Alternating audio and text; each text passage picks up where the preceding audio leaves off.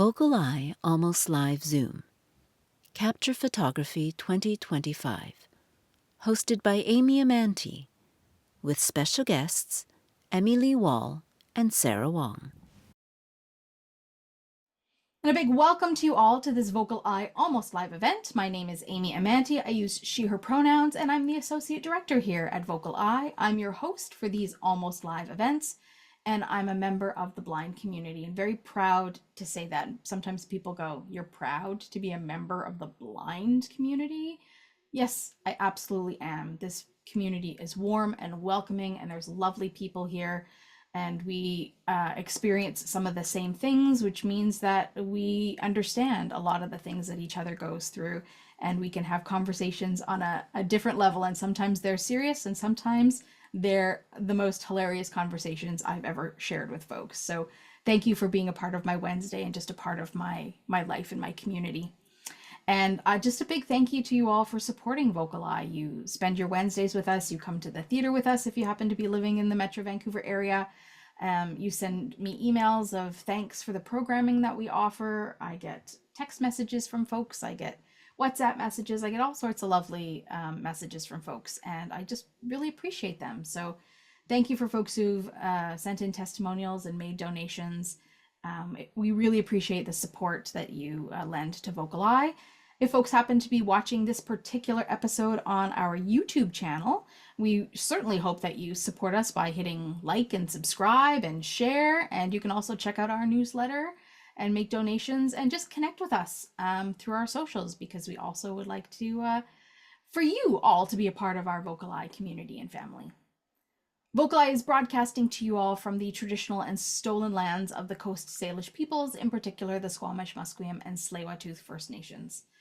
Spring, I think we can say, has sprung, certainly here in Vancouver area. It feels like we have left kind of the colder weather behind us. I hate to jinx it by saying it out loud, but this last week has felt kind of springy to me. So I wanted to do a little bit of research on traditional spring flowers and maybe how they relate to some of our Indigenous folks. So I was, I'm still inspired by the Cessnium exhibition that we had a described tour of at the Museum of Vancouver just a handful of weeks ago. Which was primarily, well, not primarily, but was about Musqueam land and Musqueam people, and the belongings that were found on uncovered, I guess, burial sites on Musqueam land.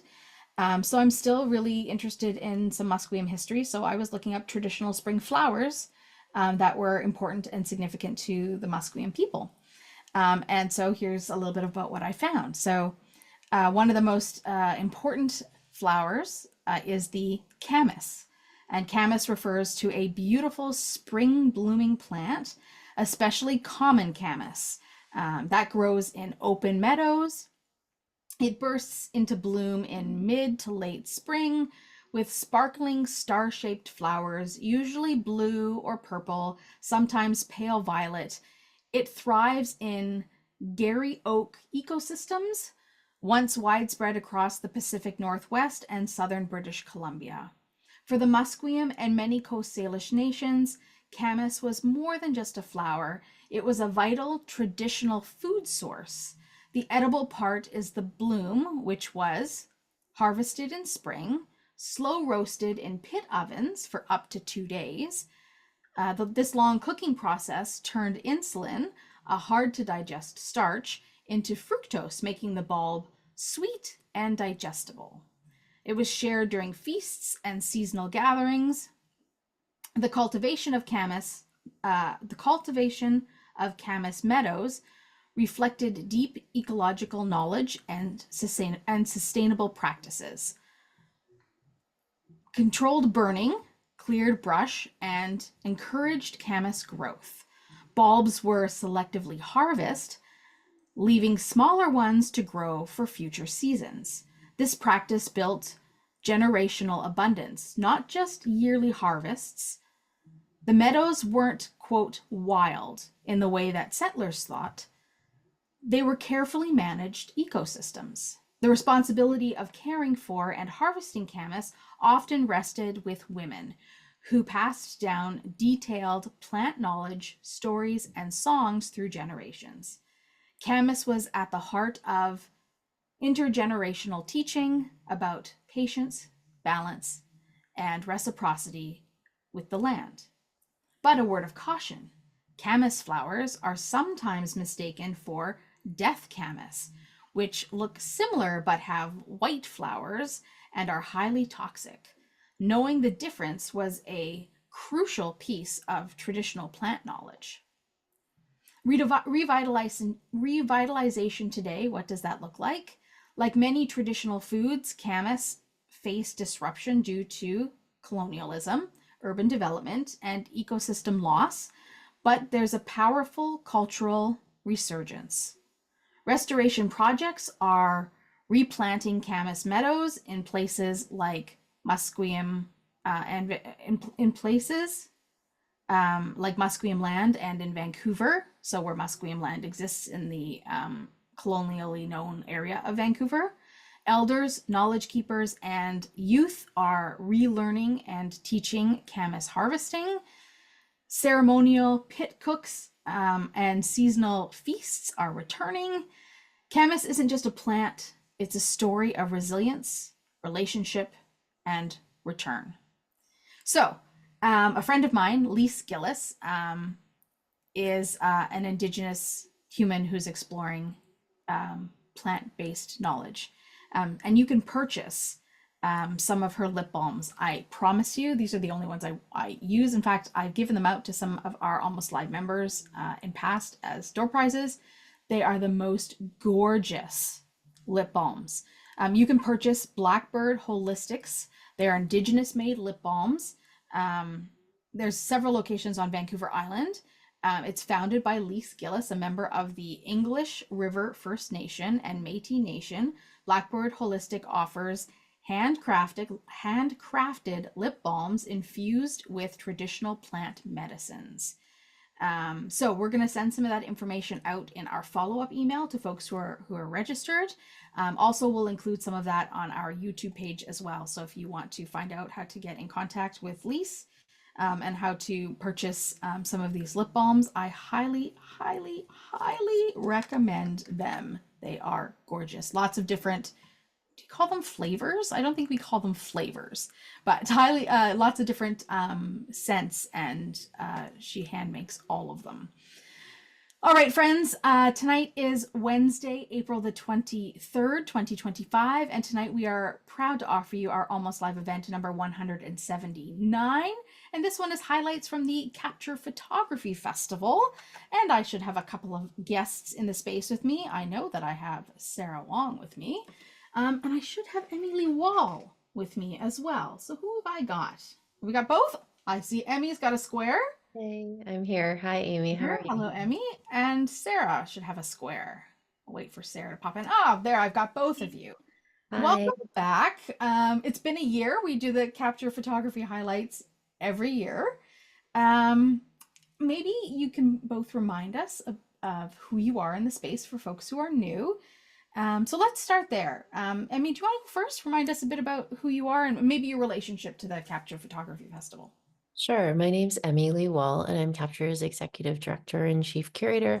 And I've been with the organization now, I think this is my 6th festival. So I've been with the organization since 2019, and I'm really happy to be here. I love this program.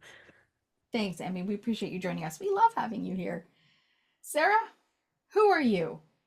Thanks, Amy, and thank you, Emmy. My name is Sarah Wang. I'm the TD Assistant Curator of Engagement at Capture. I'm really grateful that they've asked me back this year because this is such a great exhibition. I'm so excited to talk more about it with you all. And yeah, and thank you. Really grateful to be able to share this space. Thanks.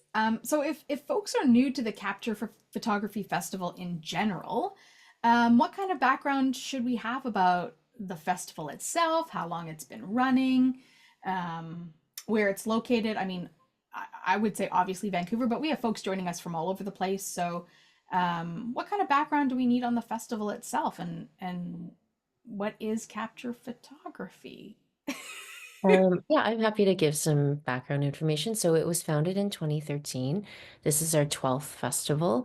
And really, it's a celebration of lens-based art. And lens-based art, as you will learn in this discussion tonight, takes a wide variety of forms. And I think that's one of the most exciting aspects of the show that Sarah's going to chat about tonight, is that I think lots of people might imagine photography to be, like black and white prints on a wall in a frame. And in this exhibition, there's none of that. Not one, not one single black and white print that just sits small on a frame. There's textile-based pieces, works printed on like fabrics, sculptural works. It's really quite a dynamic exhibition. But we do exhibitions like this one, and it's at the Gordon Smith Gallery, North Vancouver. And then we partner with major institutions like the Vancouver Art Gallery, the Contemporary Art Gallery, the Polygon Gallery in North Vancouver, and also the Audain Art Museum in Whistler. And then we have public art projects on billboards and on the Canada Line stations. So those are just works that you would just encounter, like going to work, driving around in your everyday life.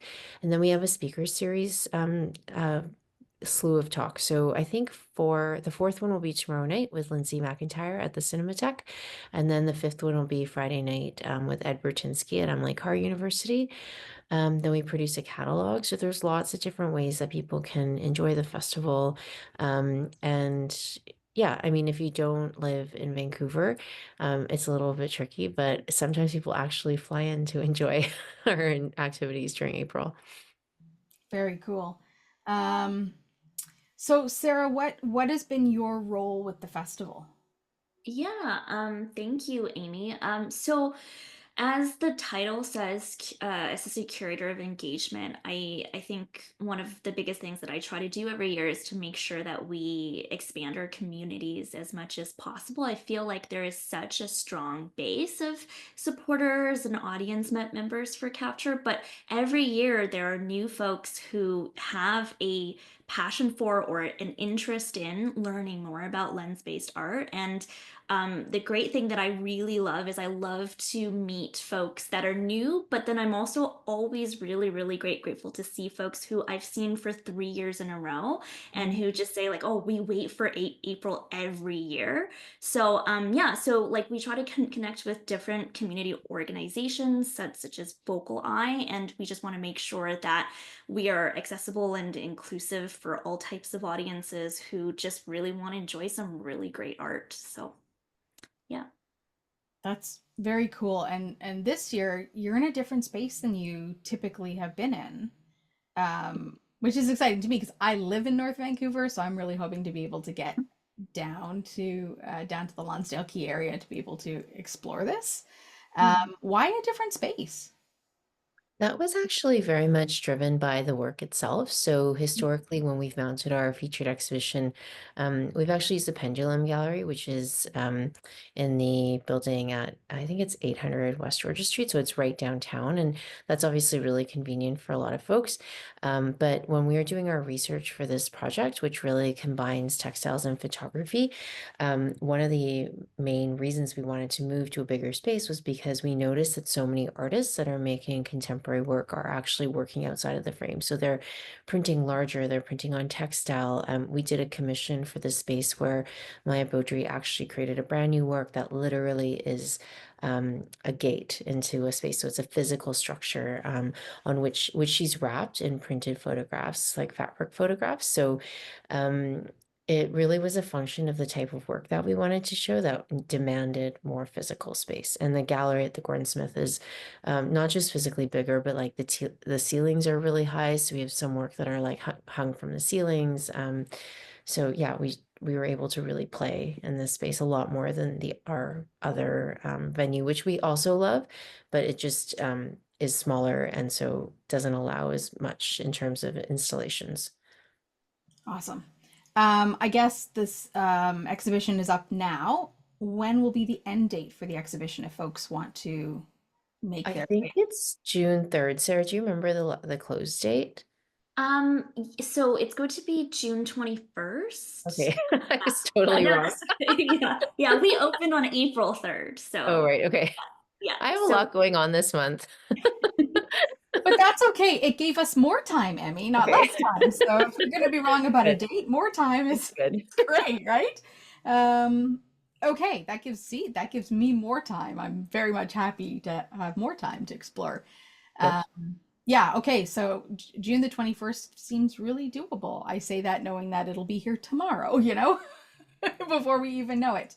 Okay, I'm really excited. Any last thoughts or things that you want to share about what we are about to experience? Because even just based on what you shared about images or photographs being put on fabrics and things like that, um, I don't remember experiencing that in the last couple of years. Like, this sounds really very different to me, which excites me, but also I'm curious to see, Sarah, how your image descriptions come together, because I also know that contemporary art one is already hard to describe because it's a bit like mind bending. And if you have not had the privilege of sight before in your life, it really stretches your imagination to try and figure those out.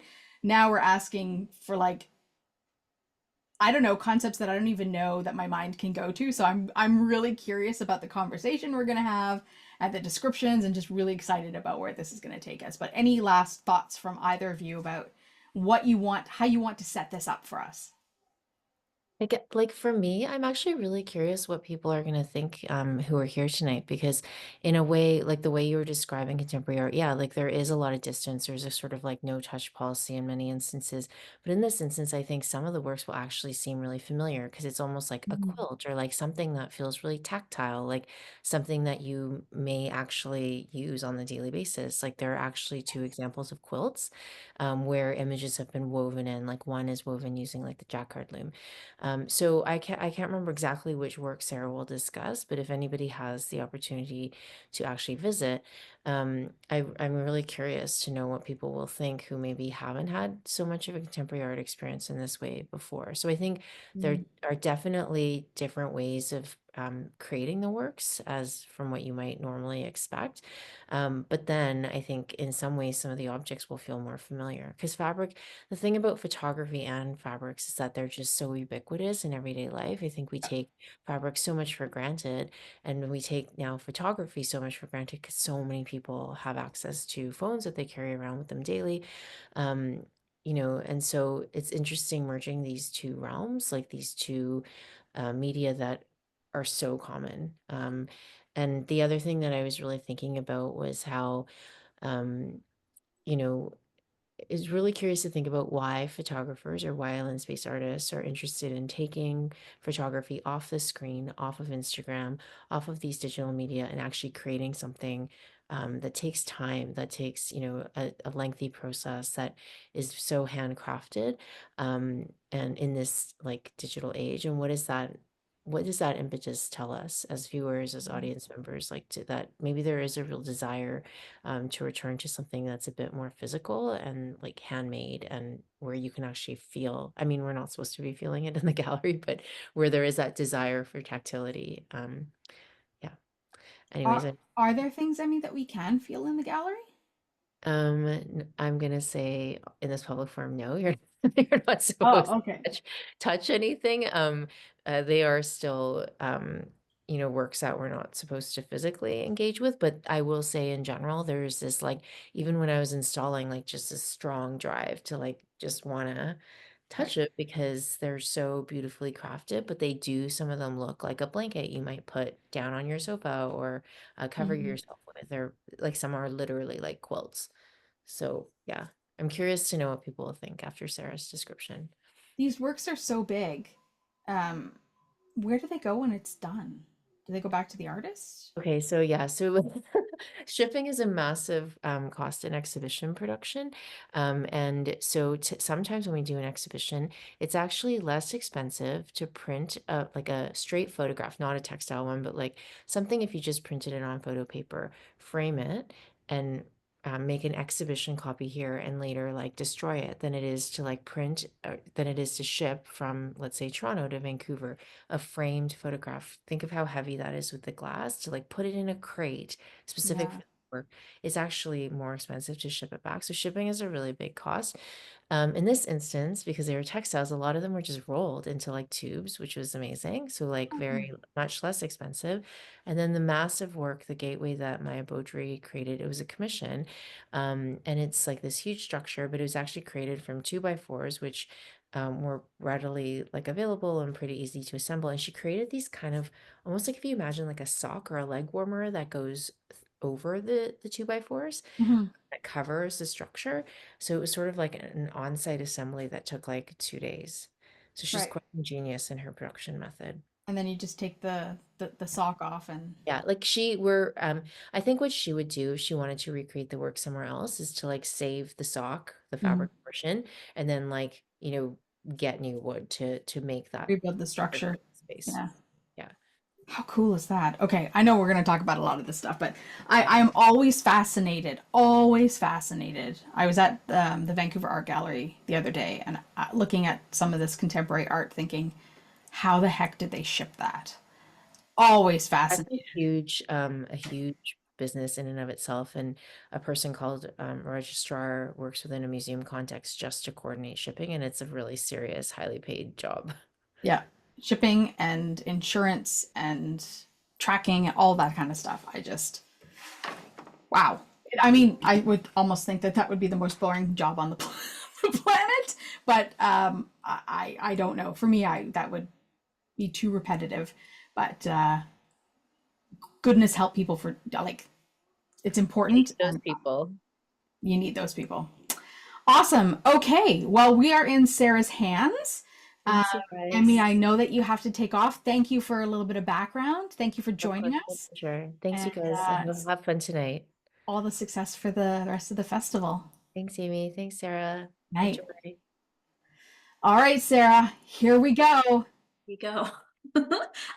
Amy, if it's Yeah. okay, before we dive into the first work, can I just give our guests just a few ideas to maybe hold in Yes, our minds? Yeah, okay. absolutely. So, I just quickly want to just say, because we'll go over not that many works, but because we'll talk a lot about them, I just wanted to situate us a little bit. First, yeah, just to reiterate, please do, if you can have a chance to come up here to North Vancouver to see this exhibition. One aspect that really makes me happy is the fact that we're not just on for 1 month now. We are spanning a couple of months, so we have a lot of time. It is on view at the Gordon Smith Gallery of Canadian Art from April 3rd to June 21st of this year. The entire exhibition includes 9 artists, all of whom are from Canada. One of whom, she divides her time between Canada and the United States, and in total there are about 35 works. For this tour in particular, we'll focus on 6 artists and 6 works. Emmy has talked a little bit about her and her assistant curator Chelsea's ideas, and I think for me tonight, because there's so many different themes and topics, one thing that I hope we can keep in mind that I'll constantly go back to for every artwork is this idea of recognition. There are 3 main definitions, and I will repeat them as we go along, but one is the one that we know most. It's to match our current observation with a memory of something that we've experienced before. The second idea is recognizing that something, or accepting that something is valid or true. And the third one is, I give somebody that I really honor or love, I want to give them a status, right? So I recognize their status. I give them favorable note or attention. So I hope these ideas, I'm going to come back to over and over again with these 6 works. And Amy, I know you're really great with, your insightful observations, and so please jump in. If I'm going on a tangent, just let me know, and we can get back to it. Sounds good. I'm good at that. Okay, awesome. And I guess, Rick, if we could start the PowerPoint or slideshow, I guess. Um, Awesome. Thank you. So the first slide is our title slide. If I could just quickly just describe this, because I know it's not an image, it's just we have 3 blocks of text basically. The top third has the logo, so it's a text version of Capture Photography Festival. The middle third is just the name of tonight's event. So VocalEye Almost Live Zoom, highlights from the 2025 featured exhibition, Stitched, Merging Photography and Textile Practices. And the bottom third has very small font because we had to thank a lot of folks in there. So all of our partners are thanked on the bottom. So that's just our kind of title beginning slide. And Rick, if we could go to the next slide. Yes, okay, so this is our first work in our tour. And I just want to note for everyone that the screen that you see includes two images. So we have one image that takes, I would say, about a quarter of the space. We are looking at it from a landscape format. So the first image is the image of the actual work that I will talk about. The second image on the right side takes about I would say 3/4 of the rest of the space, and that is just an installation view of more of the works of this artist. So we're looking at Michaëlle Sergile's Ombre portrait Zanmi. It's from her Ombre portrait series.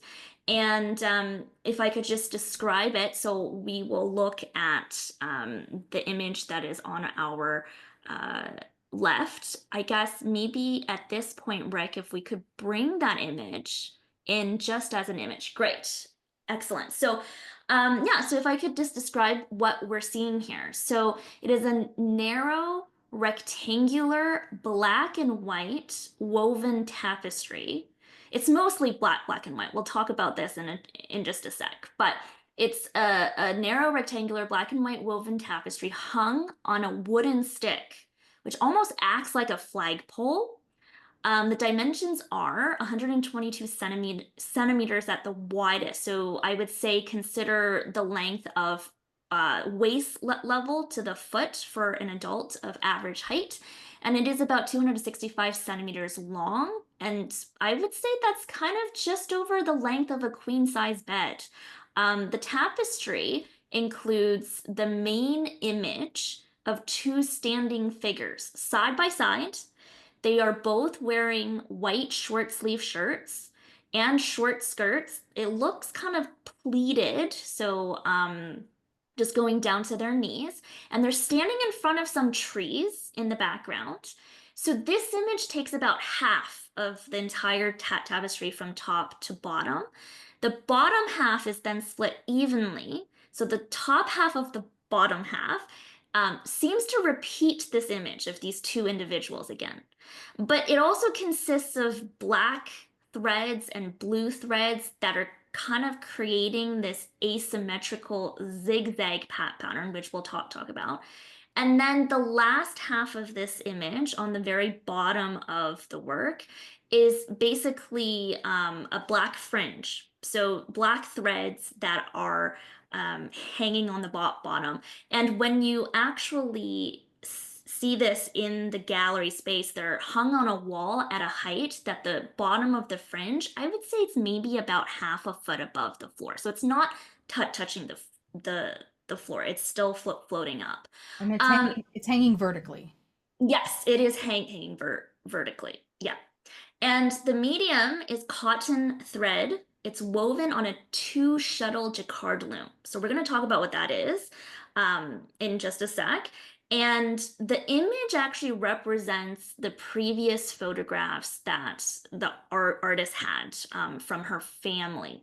Yeah, and in the exhibition, this artist has many other works as well, and also a freestanding work, but they are all of the same style. So black and white images. It's woven into a tapestry, and yeah. And if I could just talk a little bit about Sorry, I'm going to interrupt you just for a second because you said there are two people standing here. Yes. Is there a gender we recognize? Is there a skin color we recognize? Yes. So I would say gender-wise, what we see are hints of, are fashions of what we would consider to be the female sex. Of course, we don't actually know for sure exactly who these individuals are, simply because when we come back to the body, it is just it's opaque black. So we don't actually see any identifying features. There's no eyes, there's no, chin. It's just head, little bit of a hairstyle, and then arms and legs, and then the fashions that they're wearing we would normally or traditionally assume to be female based. So is that what they call like an overexposed kind of photo? So that's a really great question, and I will say not necessarily in this case, because the artist actually has a specific reason why everything looks very opaque on the body. And it's not necessarily because of the photo, it's actually more a conceptual choice. Okay. Yeah. Should I move on to the artist information? Sure. Know Maybe a little bit more about her? can you just focus on the bottom half of this image? I want to see how Sarah talks about this zigzag pattern.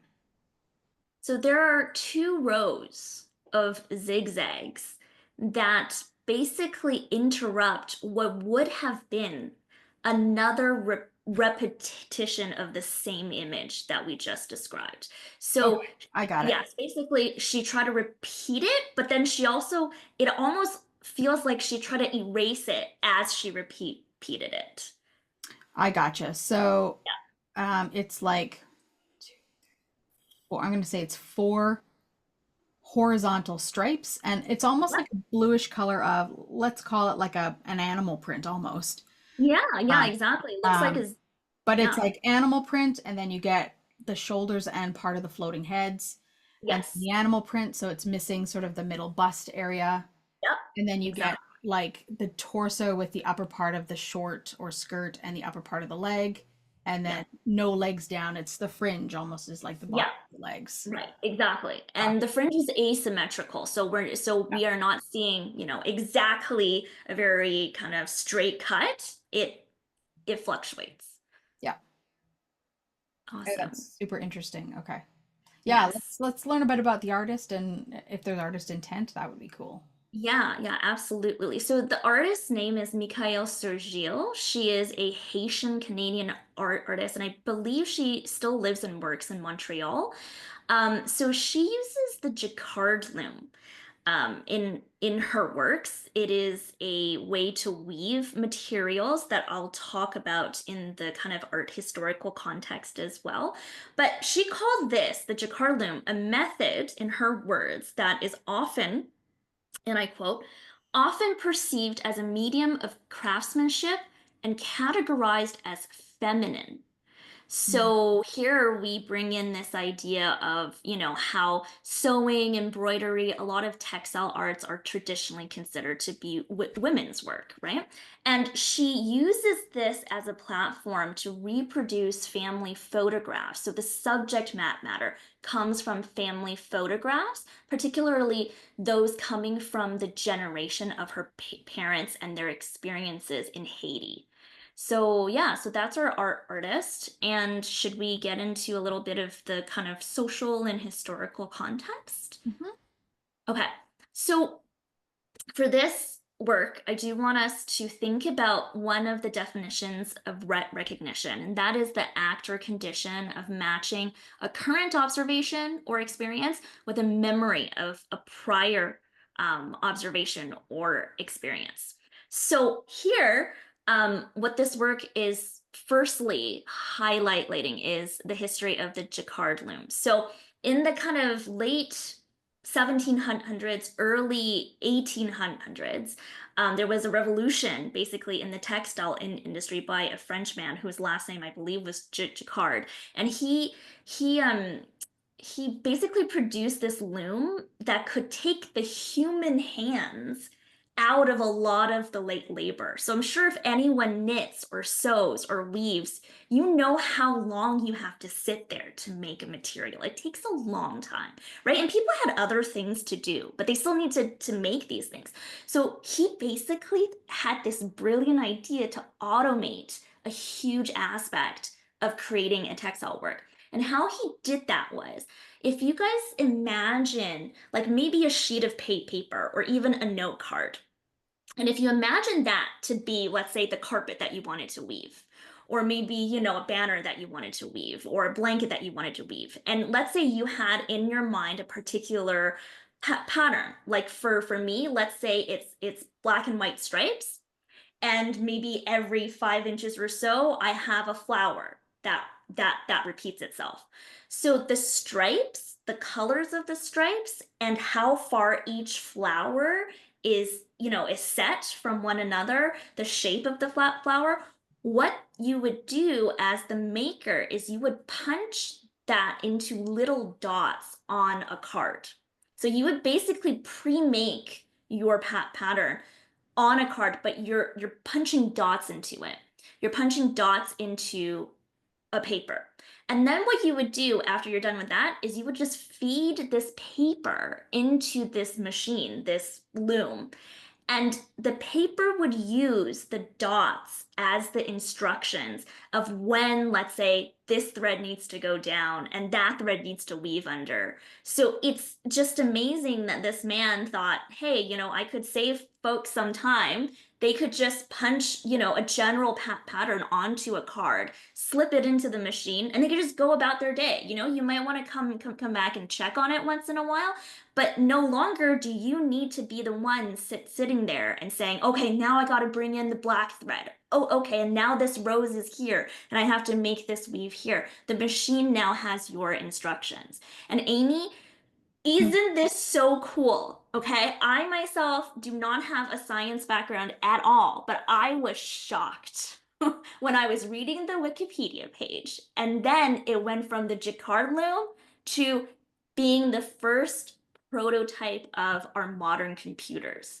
So for those who are really kind of interested in how modern computing worked, you know, I would say 100 and maybe 30 and 40 years, the jacquard loom was created for the textile industry. Mathematicians and scientists had the exact same idea. If I wanted the computer to do this task for me, but I don't have time to sit here, right, and just see every step through, I could just punch my instructions as, you know, literally holes into a paper, and I'll feed it into the machine and I'll walk away.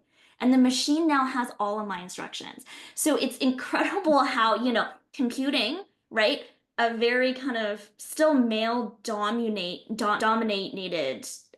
in industry came from a technology that was very much a female dominated sphere as well. So that crossover, I was like, I did not expect that. So I really love that. And, you know, and it is a French invention. So we got to kind of, I want to kind of start the brakes here a little bit, because when we talk about industrialization, Amy, I'm sure you know, and you say this brilliantly, you know, week after week, we can't not talk about how it is related to colonization, the exploitation of labor. And Haiti sits in a geographic position that was part of the transatlantic slave trade, but also the transatlantic commodities trade. So the Caribbean, right, used to be, you know, first of all, one of the first landing places for folks who involuntarily was brought over from Africa to then be dispatched to North America and South America and Central America. Some folks who stayed in the Caribbean because the Europeans who forced them there needed that labor, right? But also the fact that places like Haiti and Jamaica and other countries in that area supplied some of the world's most important raw materials to then go back to Europe to then what? To be finished at these factories. Yeah. So this whole kind of, you know, like Haiti became kind of the nexus for all of these ideas and experiences, of course, from a historical context, but then bring this back home to her own family, right? She thought about how can I use my parents' generation, especially those experiences that they had in Haiti, the experiences that they had, and then obviously the colonial legacies that continue on. How can I layer this And this is where we get back to your question on, why is it that we don't actually see that many, if at all, like identifying features? Are we trying to purposefully not know these folks, or not be able to get near them, not be able to identify them?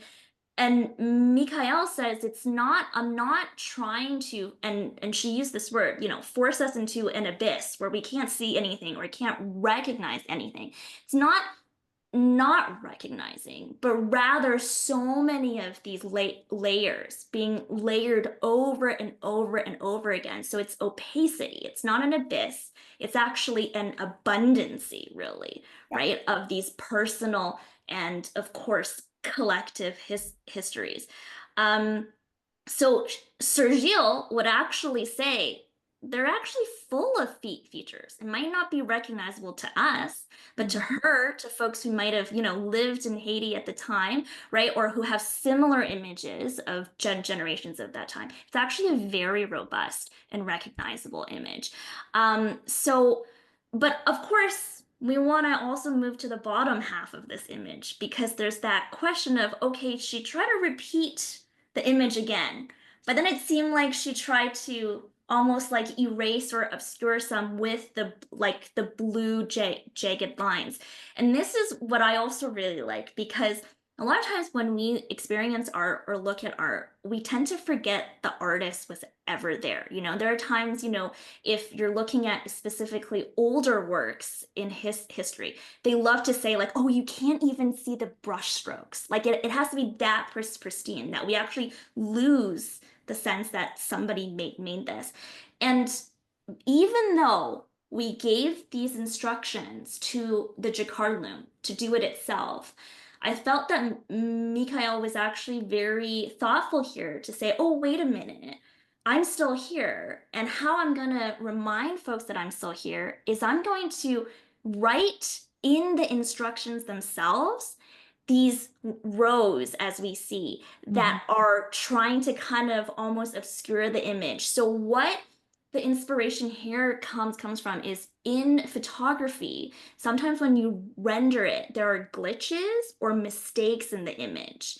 And she actually wanted to keep those and use those mistakes, weave them into this work that she could have, again, made pristine. But she said, nope, I want to actually, remember that in image rendering, things can go wrong, right? And memories can be obscured, memories could be forgotten. So she actually wrote that instruction into the punch card itself.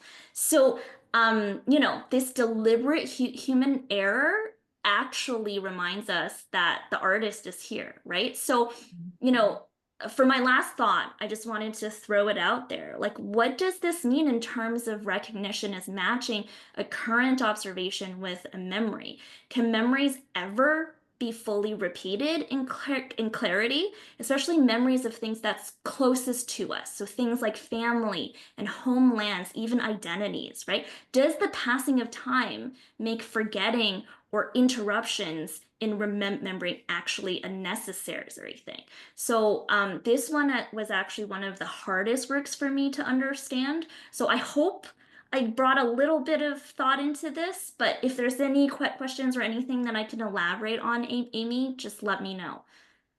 I think you put in a lot of history into this and a lot of the interesting facts of how it was made, which takes something that seems very simple and complicates the conversation, like in the best of ways, right? And that's what art is supposed to do. It's supposed to ask us questions. And I really appreciate the point of the artist making the images opaque, because now these two people are the every people. Like you said, the collective instead of just Yes. people, the collective of the history of the story of this is everybody's story that came from this time. Yeah. I say we go on to the next one, and if some folks have questions at the end, they can ask them. But let's go on to the next one. And Amy, I think you are excellent, because that's a perfect segue. Our next one talks about exactly that, the collective. So Rick, if we can go to the next slide. Yes, okay. So I'm just going to say that we're looking again at an image that is in a landscape format. It is rectangular landscape orientation of one historical archival black and white photograph. And I'm going to split this into two halves. So the top half has 6 adjacent diamond shapes in which another photograph that is contemporary in content and also in color as well is woven in. So it almost feels like it's a photograph under a photograph, but the weaving is present here. Like I would say if you've ever touched a basket weave, like there is a texture there. But so the image is almost like it's under the other photograph and it peeks through the weavings. So that's the top half. Then the bottom half, we have the original historical archival image, and I will describe that in just a sec. I just wanted to note the size. So the entire work that we see is just over a meter wide and just under a meter long. So it's kind of, I would say, if you imagine between the lower hips to the feet of an average height adult. So the main image that we see on the bottom half of the work shows a cloudless day in the background. We are looking at basically a field, and then in the foreground of this field, there's a pickup truck. So we see the pickup truck, the driver's side, and it looks to be a male. And then the focus is on the back half of the pickup truck, where there's a bed. So there are some folks who are sitting on the bed of the truck, and then there are some folks in the center who are standing and leaning over kind of the driver's seat of the truck. And everyone at the back of the truck on the bed are women. And we see that 3 or 4 of these women are standing, and then of the standing group of women, one woman passionately shouts into a megaphone. We can see the profile of her face, but then all of the other women around her standing and sitting, we can't see because they're either turned away from us or they're wearing like a veil on their face, on their heads. A warehouse is also visible in the mid-ground behind the truck, and we don't actually know the photographer of this black and white archival image, but we do know that it is of a protest of Sikh farm workers in British Columbia in the late 1970s. The color images, if I could just go back to the top half, what they represent are scenes from a protest in 2024, where people of the Sikh community in Brampton, Ontario, are protesting work conditions in the food manufacturing industry. Both of these images are printed on canvas, which is a type of, I would say, pretty thick cloth. And out of all of the artist works in this exhibition, like the artist Simranpreet Kaur Anand had 9 works in this exhibition. We'll focus on this one, but I will say that this artist also provides one of the only video works in our exhibition as well. We're not going to just describe that, but I just wanted to note that other than photography, we do have a video work as well. Any other parts that I could describe, Amy, for this work? Well, these diamond shapes at the top that are woven in, I Yes. actually can't visually make out that there are images in there. Yes. If So can you make out images? I would say, Rick, do we have an image of this? Sorry, not an image, but just not a slideshow of this image. If we can go to the original image, maybe we can zoom in as much as we can, yeah, to the top half. So they're very, I would say, Amy, they're quite like, I wouldn't say they're not clear. It's just the texture of the weave interrupts the image.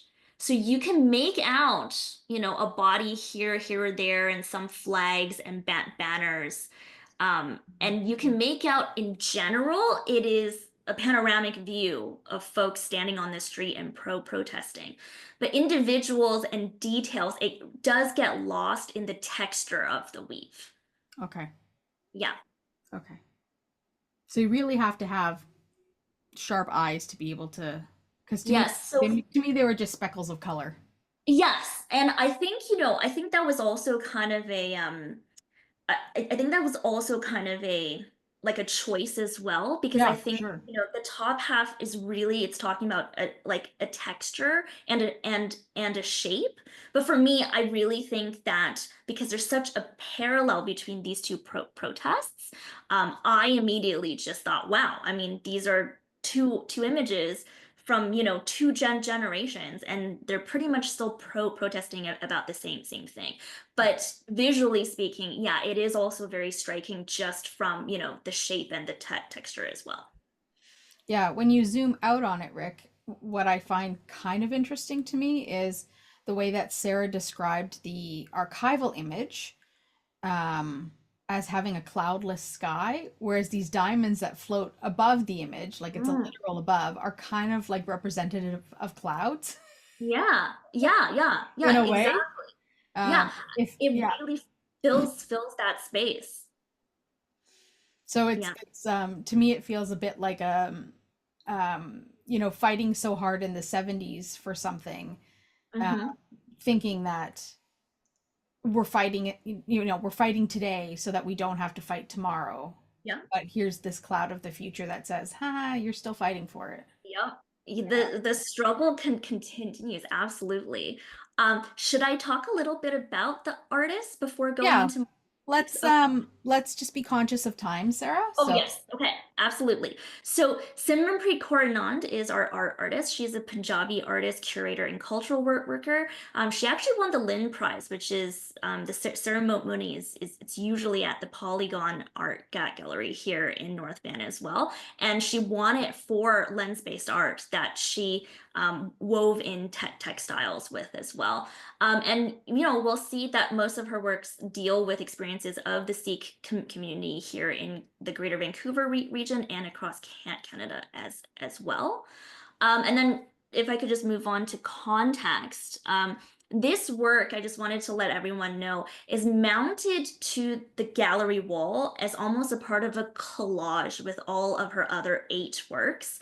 And they all include textile and photographs, but all of them look critically into the ways international labor is used, exploited, and protested in Canada by the Sikh community.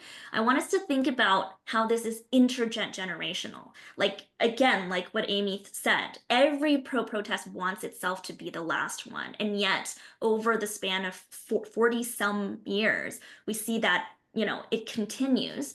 I want us to also think about this idea of international, right? These two images talk about the flow of international labor to Canada. International labor, particularly to do primary sector jobs. mhm. And they are some of the lowest paid jobs with very precarious benefits, right? And I also want us to kind of critically think about this community being affected by the recent Canadian immigration policies on South Asia, as well, right? One of the other works in this group, the title is amazing. It says, "Good enough to work, good enough to stay." So I just wanted to bring that to the forefront. And finally, think about how big the food industry is, right? We tend to think, oh, an apple, an orange, it just probably comes from somebody's yard. But even local food, it travels a long distance between growing it and harvesting it in BC to packaging it and manufacturing it in Ontario, right? So I just want us to be mindful of the size and scope of this industry, the hands that have touched our food that we don't even know about. So it forces the viewer to contend with these lasting legacies of action, inaction, change, and stagnation. But I also want us to think about recognition as honoring the folks who have fought then and continue to fight now. It really elevates them into a position so we can see them for the work that they do. Otherwise, we don't. So yeah, And Rick, if we could just quickly move back to the slideshow, but to the next slides, I just wanted to give a quick overview of this is an image that includes this work mounted on the wall that is collaged with many of this artist's other works.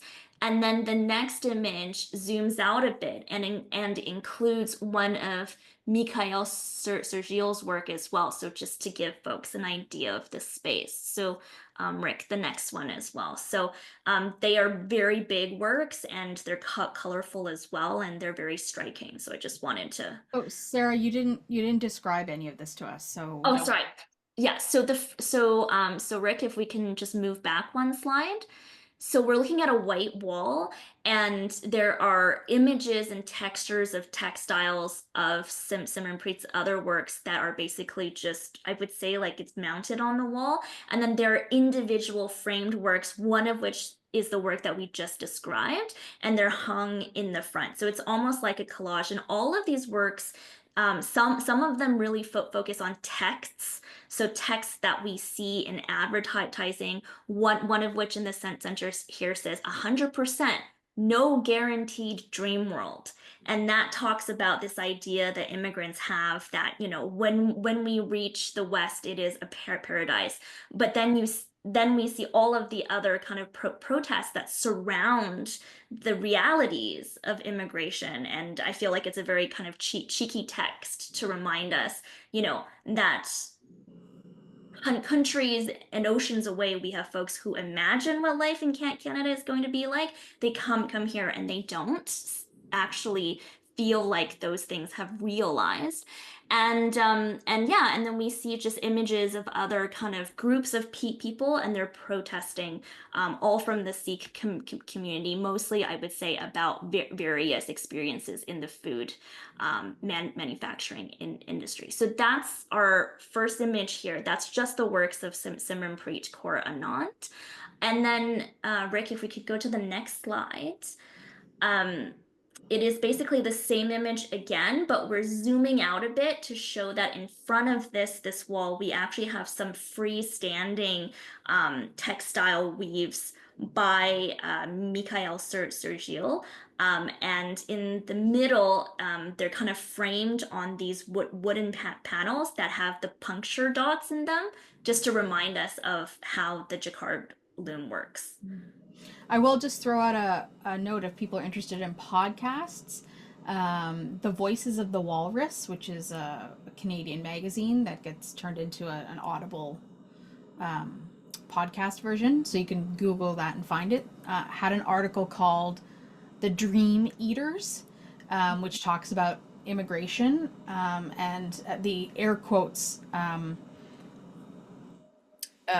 cheap foreign labor that is brought into Canada, and the scam of it, where you have these immigration companies that are saying, you know, that are charging people to come to Canada and to set them up with a good job and all that kind of stuff, and then they bring them here and they leave them alone, and they're forced to fend for themselves. Also talks about the temporary foreign worker program and all these kinds of things. So really worth a listen to if you're interested in exactly what Sarah's pointing out here, a bit about how many hands touch our food and all of those kinds of things. So I would recommend that Audible article.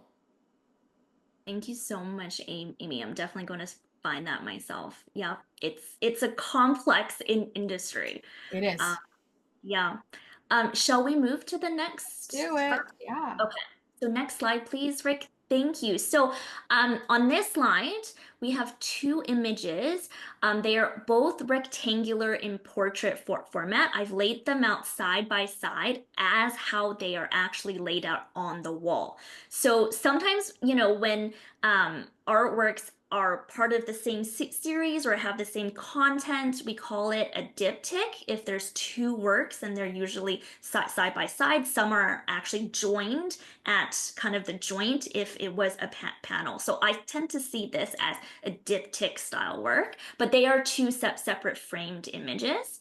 It is on the screen here the same way that it is on the gallery walls, Both images measure about 152 centimeters in height. So I would just say imagine the tip of the nose down to the foot of an adult of an average height.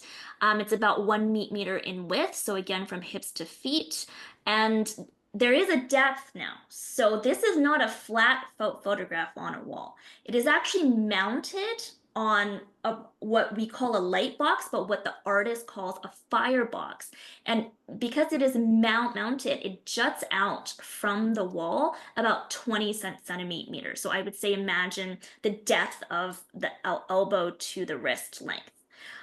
So on the left, we have an image. It is the portrait of a seated individual. We see their head to their thighs. And the individual's name comes from the title of this work called Headdress Connie. Oh, sorry. Yeah, Connie. And then she has a proliferation of multicolored beaded patches and motifs that basically kind of explode from the top of her head all the way down to her lap.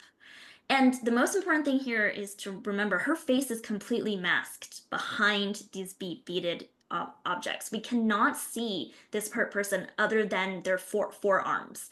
She is wearing a black shirt and pants, and her hands are holding one of the bottom, I would say it's almost a panel of beaded works. So that's the work on the left. The work on the right, we have a portrait of a seated individual, again, from head to thighs. We know the name from the title, Headdress Jeneen. And again, this individual has a proliferation, an explosion of multicolored beaded patches and motifs from the top of their head to their lap. Although their face is also masked, we can see some distinguishing kind of, I would say, fashionable pieces. We see a baseball cap. We see a fringed, almost like a headpiece that fringes down from their eyes onto the bottom of their chin. Earmuffs, necklaces are worn here, bracelets, badges, and on the bottom, this person's hands are cradling a saddlebag. She is also wearing a black light blazer and black pants. So both of these images, both of these individuals, their portraits were taken in front of what seems to be a slate gray wall behind them. Can we get close up on one of these just so? Yes. So I think Rick will have the images of, yeah, so this is Connie first. And Rick, how close can you get into like Connie's face? Yeah, and you'll see here that on what should be her face area, we have two main beaded, they almost look like masks, and they are of animal shapes. I'm not quite sure what the top mask is, but the bottom mask looks like a wolf. Yeah, but the colors are just magnificent. White, gray, I would say a dozen shades of blue, right? So there's cerulean, there's topaz, there's ultramarine, yellows and reds, just every single color I think that we can think of. There are beads that have been sewn into these These works. are the small seed beads that are often used in Yes. indigenous works or Mexican art textiles. Which I'm a huge fan of. I'm a beader myself, but I can't do this kind of work. So it makes me a huge fan. And it kind of reminds me, like, I know that these are images that are recognizable, right? Like the wolf face is very realistic. Yes. The other face, I would also say that that might be a wolf, but it's more of an indigenous type mask. Yeah. So not like realistic representation, but like a beaded representation of a wood carved mask. Yes, yeah. I mean, there's definitely like we can tell there are teeth and fangs. Yeah. Yeah, and there's stylized kind of eyes and nose. But yes, the color especially, you're right. The oranges, the browns, the reds, the grays, it seems to be from a wooden work, right? A work that must have been carved in wood originally. Yeah, and then some of the other pieces are like, you can see flowers and beautiful Yeah, colors and like teardrops that are meant to yeah, be a large jewel that of course are made out of exactly. those kind Yeah, of and things. yeah, and other kind of geometric motifs that repeat Yeah. and yeah, and cascade out. Yeah. Rick, can you just go down the body a little bit so I can maybe see some more of what's lower? I feel like It's some a of the, I frog. don't know. Yeah, it looks kind of frog-like. There's a green and orange frog with white eyes, and I think on the very bottom there looks to be a blue frog that has kind of different blue um shades. Um, Mm-hmm. yeah. Um, yeah, I mean this one's laid out almost like it's a bib that goes down the center, Yes. down to Yeah. the bottom. So Yeah. the detail that's in this is incredible. The colors remind me of some of those like National Geographic films where they go underwater and they show you the coral reef and it's just an explosion of color It, in a it's way, dazzling. Yeah. yeah, in a way that your mind kind of like can't make sense of it because Yeah. it's overwhelming color. Yeah. Um, It's interesting because they also feel, and I guess this is probably the nature of these glass beads, like these seed beads, that it's almost like illuminated. Because these images were taken in a studio, right? I'm sure the artist had says in like where the light sources were, but even so, it looks like, there's light coming from within these beads. That's well, how striking it is. I can tell you a little bit about beads because I know a lot about beads. Sometimes you can get them solid colors, and sometimes Okay. they're opaque, and sometimes Okay. they're like silver lined on the inside, right? So Gorgeous. they're Yeah. basically a clear bead with like a silver lining of green or a silver lining of whatever. So the light is meant to go through them. So Yeah. seed beads come in all sorts of different opacities and Oh, those wow. kinds of things. Incredible. Yeah, yeah, I have Incredible. a large collection of beads.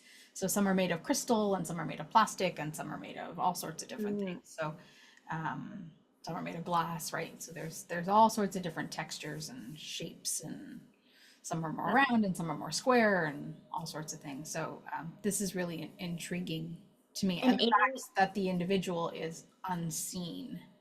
and Amy, I think you would also appreciate the fact that this particular image that we're looking at, this individual's name is Connie. Connie beaded these all herself as well. Uh-huh. I'm not She is surprised. also a fellow beader. Yeah. I So only wish I had this kind of talent. A lot of this kind of work needs to be done on a bead loom, but I'm sure okay. we're going to talk maybe about that in some kind of way. So Yeah, I mean, let's I learn a would bit love, about the artist and the technique. yeah, for Just focus sure. on one of them, Sarah, if that's okay. Yes, yes, for sure. So, I just wanted to note that both of these are made by, are photographed by Janet Claxton. She is a critically acclaimed artist who works with film, video photography, among many, many other disciplines. And she really focuses on Indigenous beauty, the Mhm. body, and the socio-political and the spiritual.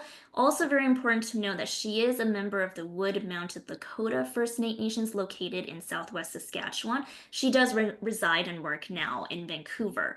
So, before we get into beads, I'll quickly just say, coming from a strictly photography kind of lens, um, portrait photography, particularly those taken by white Europeans of Indigenous folks, oh my gosh, like the Yeah. problems, like we can go on for days, right? Like there are so many issues. I'll just summarize here and just remind us all. When somebody takes a picture, there is a imbalance of power between a person who takes it and a person who sits for it. And a lot of times in history, particularly when we do photographs of Indigenous folks, the original intent was not to celebrate them or to show off, their amazing cultural works, but the intent was, you're not going to be here anymore. Like we are archiving you as we speak. And that is an incredibly insensitive and dehumanizing way, right? For folks to proudly display a culture that I'm sure Diana would want us to note still exists. And it's so clear in the cultural works that we see here. So and what's interesting is now we're trying to balance out the power between an indigenous portrait sitter and an indigenous photographer. But what's interesting is we don't see the face anymore. Like the face is now 100% behind these beads. But I want us to remind ourselves of where we started in this tour. Michaëlle Sergile's works, also, we struggled to see who these folks are. And yes, on, just on our first look, we can't see their faces. We don't know who they are apart from the names that we see in the titles. But if we look at the works, the beaded works themselves, immediately somebody from Connie's community can understand these motifs and say, oh, these are the motifs of this nation, right? These are the motifs that I might have seen in some of the works that I had in my family. So these are recognizable. So even though, right, like we're masking the individuals in the other art form of beaded wear, Connie and Jeneen, we transmit these individual family and regional and national stories from the beadworks themselves. Connie's image that we have here on the screen exemplifies her own hand beaded works. And Jeneen's image in the other image exhibits beaded designs spanning three generations from Old Crow, Yukon, and Wendat Gwich'in First Nations. One of the amazing things is the history of these beaded works is so centralized in what in the United States they call the Plains Indians. So the Native Americans, the indigenous folks living in both Canada and America, but are basically based around the Great Plains area. But neither Connie nor Jeneen are from those nations. They are from here in BC and Yukon, and also Connie is of Okanagan and Salish heritage. So this just goes to show how beaded works, right, is not just of one particular group, but it has proliferated, so to speak, to many groups across this continent. So Amy, you did mention the seed bead. The seed bead is interesting because it is a European bead. It came from European traders, and it was adopted into the visual lexicon of the Plains Indians folks. And it is the majority of the beads that I think you'll see in these works today. But historically, Indigenous beading has also included things like rocks and shells as well. Do we have time to just talk a tiny bit about the fact that this image juts out from the wall and gives us a three-dimensional sculptural feel? So why we call this a light box medium, and Diana likes to call this a firebox as well, is that this image is printed on a transparency. It's mounted in basically, if you think about, if every day we have things like Kleenex boxes, if you were to cut the face, like the face of one side of a Kleenex box, and you were to stick a light bulb behind in the back and then put a picture on the front part, which you cut out, then it's basically like what a light box is. But the great thing about it is that it almost turns a flat two-dimensional image into a monument because of the fact that it's so structural. It comes out from the wall into our space. So it is illuminated, and it also actually brings about a kind of a majestic, a regal quality that I'm sure, many folks would love to call their portraits as, right? So why I love this work, Amy, is that we are restoring this power balance of the Indigenous sitter and the Indigenous photographer, and this idea of recognizing and honoring them. One of my favorite works. I loved it. Yeah, I can absolutely understand why. Awesome. Okay. And then we'll quickly go on to the next three, and I will pick things up, I promise. The next work I want to just say is my favorite. What we are looking at here, I have 2/3 of this slide as the image of the artwork, and then the other third of the slide on the right-hand side is the installation image inside of the gallery. I will say that they pretty much look the same, so I think one description would be enough. So what we have here is basically a carpet. It is a carpet, a rug, if you will, rectangular carpet. It is sliding off of a white platform. So that half of the carpet is just laying flat on the ground. The top half of the carpet seems like it's just sliding down. It's in a motion of sliding down from a platform. If we want to embody it, if we've ever slid off of our chairs or our sofa couches, the shape of the work is pretty much the same. Sprinkled on and around the carpet are these 1-inch wide red embroidered dots. They're very important, and I just want us to note that they are there, and we'll come back to them in just a second. The carpet, I would just say, is quite typical in the sense that it has floral motifs, it has, you know, a border, and it's blue and pink and beige.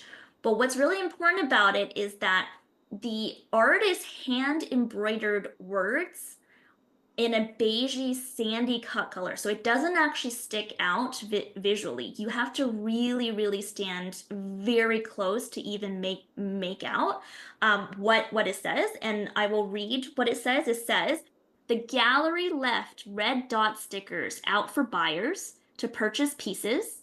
A stranger came up to me and stuck one on my chest, then complimented the quality of my French."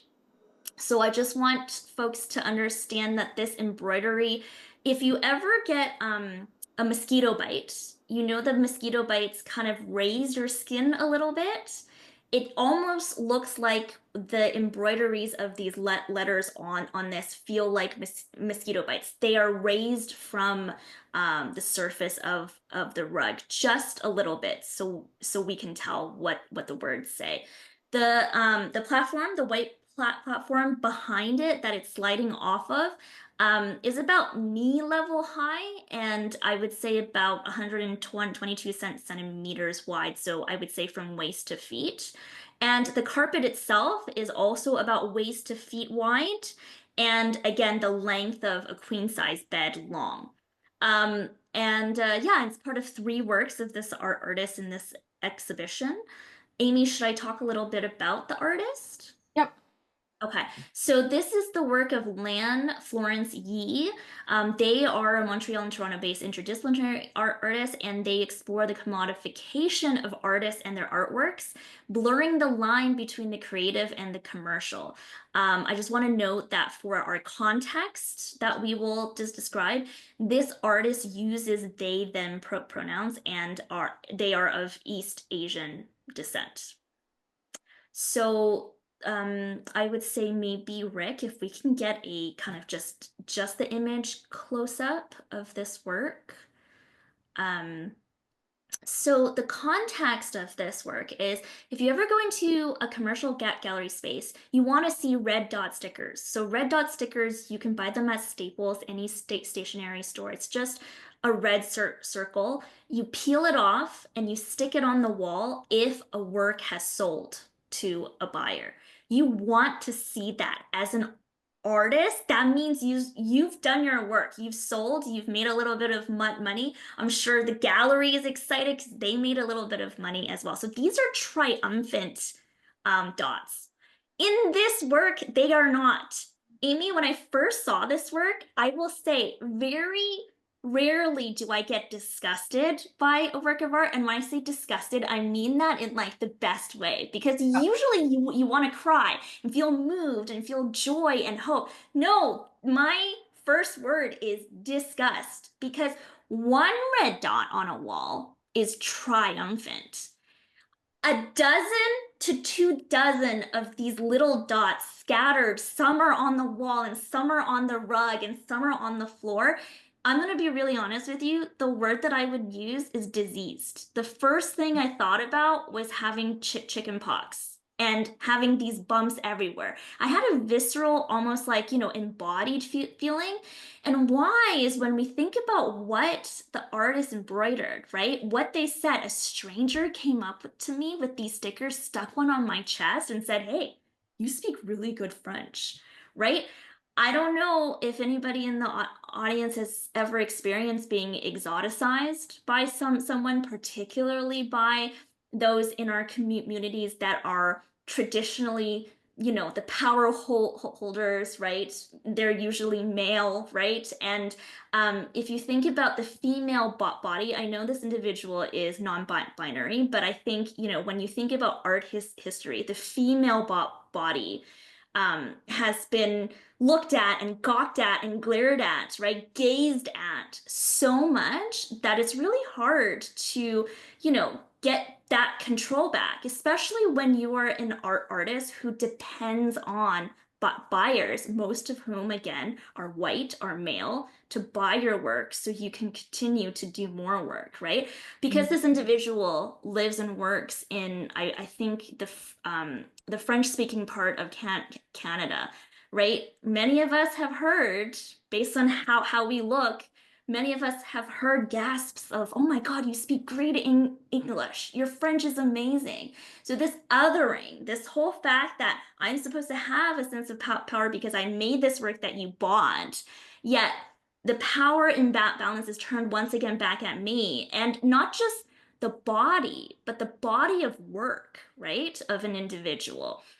It's sinister. It looks like, in one way, these dots remind me of, if you shoot guns, like there's usually like a red dot that, might mark Laser. Yeah. someone. Yeah. Right, exactly. Okay. It reminds me of that. It reminds me of disease, right? It's just gross. So they talk a lot about the ownership of the body, of the body of work, particularly if we think back to Simranpreet Kaur Anand's work. I know she was talking about, a community body. But if we think about all of this as being the loss of identity within capitalistic production, this artist consumer weird relationship, it's actually really gross.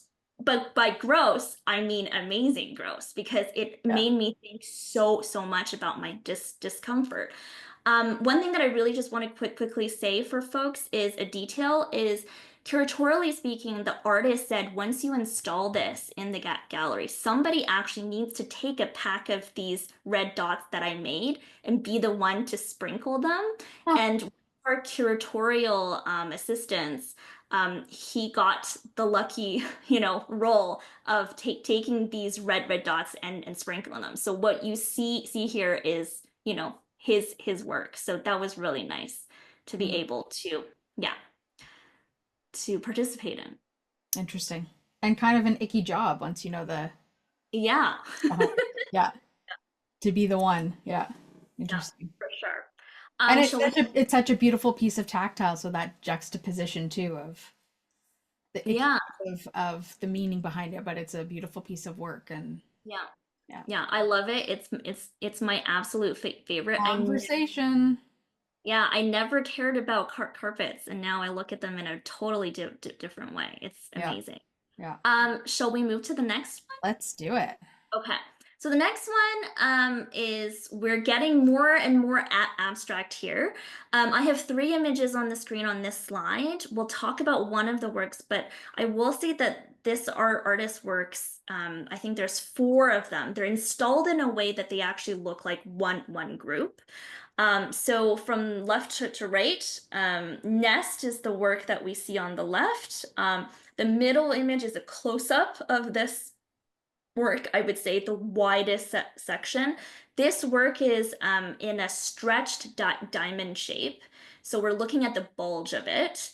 And then the rightmost image is the installation view. So it's some of, the other kind of geometric works that we see by this artist. The work itself is 213 centimeters tall, which is just shorter than the length of a queen size bed. The widest portion is about 17.7 centimeters, which is the length of the elbow to the wrist. What's really important is that this work is hung from the ceiling. So the bottom tip of it just, I would say it just touches the floor.